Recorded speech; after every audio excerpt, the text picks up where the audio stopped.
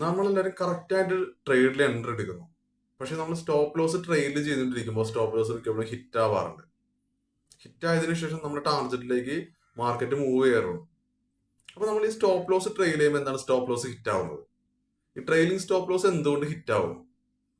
അപ്പൊ എന്താണ് നമ്മൾ ചെയ്യുന്ന മിസ്റ്റേക്ക്? നമ്മൾ ചെയ്യുന്ന ഏറ്റവും വലിയ മിസ്റ്റേക്ക്, നമ്മൾ പ്രീമിയത്തിലാണ് സ്റ്റോപ്പ് ലോസ് വെക്കുന്നത്.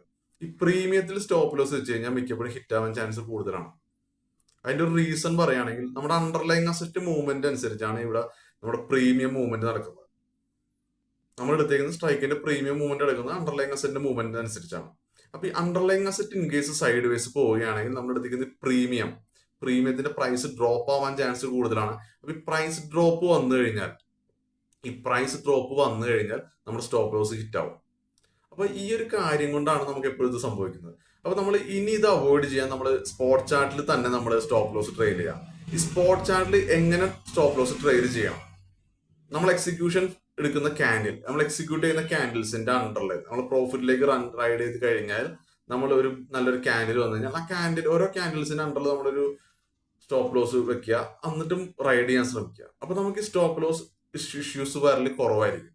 നമ്മൾ മിക്ക ട്രേഡിലും മെജോറിറ്റി ട്രേഡ്സും നമുക്ക് നല്ല ടാർഗറ്റ്സ് തന്നെ, പ്രോഫിറ്റ് തന്നെ ഇറങ്ങാൻ പറ്റും. അറ്റ്ലീസ്റ്റ് ടാർഗറ്റ്സ് അച്ചീവ് ചെയ്തില്ലെങ്കിൽ പോലും നല്ല പ്രോഫിറ്റിൽ നമുക്ക് ഇറങ്ങാൻ പറ്റും.